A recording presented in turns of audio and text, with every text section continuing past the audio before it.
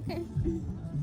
Nagaa sanii faabaayatu akkam jirtu Oromoo nagaa keessanii har'a hirreessa keenya Diisii keessatti kina akkuma gaariitti kabajaati jirra. namoonni as sagaleen dhagaamaa jiru warra hirreessa irraa kaanis sirbu kan aadaa isaanii walitti taasa'u ani immoo har'a kana qabateeffadhee wantoota gurguddaa Oromoon shan qaban keessaa waan lama shan silitti mun barbaada. Innis akkamitti Oromummaan argamu shananii fi odaa Oromoo shananidha. Oromummaan karaa shan argama. Namni Oromummaadhaan dhiigan taane lama ilma guddifachaa, sadi ilma moggaasaa, afur ilma boojuu fi shanaffaanidhumaan ilma mixiiti. Inni tokkoffaan Oromummaadhumaan Oromoo taane dhiiga kan taanedha. Inni lammaffaan ilma guddifachaati. Oromoon yeroo dhalan namaa kan Oromoo hin taane fuudhee guddifatu maqaa moggaasee fi gadaa qabsiisee sirna Oromoo hunda barsiisee guddifata. Inni guddifachaadha. Kanarra namni sun Oromoodha. Kanaan Oromummaa argatee jechaadha.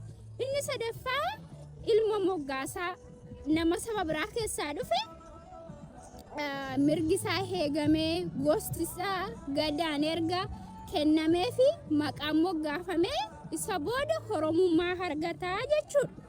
Inni arfaffaan ilma boojuu. Ilmi boojuu Oromoon diina isaa wajjin yoggaa wal lolu lola keessatti namni booji'ame yoo harka kennatee sinitti galuun barbaade jedhee gaafa gaafatu Oromoon jaalalaan garaa guutuudhaan ofitti fuudhee maqaa moggaasee fi gadaa qabsiisee sirna Oromoo keessatti hundumaa keessatti ofitti fuudheetoo ilma boojuu sanaa maqaa kennaa fi gadaa qabsiisaa kanarra ilma boojuutiin Oromoo ta'eera. Oromummaa karaa kana argatee jechaadha. Inni shanaffaan ilma mixii. Ilma mixii nama lafaa argame saba kamaa ta'u ijoollee araasii kamaa taatu ho'aati gatte araasii Oromoo fuudhee biyyoorraa urgufee mixiirraa urgufee fudhatee galee kanarra ko ilma mixii kun ilma mixii jedhama. Akkasitti Oromummaa kennaafi jechuudha. Amma mooti dabalee tanaan odaa keenya shanan sinitti himaa. Oromoon odaa gurguddaa shan qaba. Tokko odaan nabee shawaa ba'aatti argama. Lama odaa bisil shawaa lixaatti argama. Sadi odaa bulluq Wallagga Horroo Guduruutti argama. Afur odaa roobaa Baaleetti argama. Odaa bultum Harargee lixaatti argama jechuudha.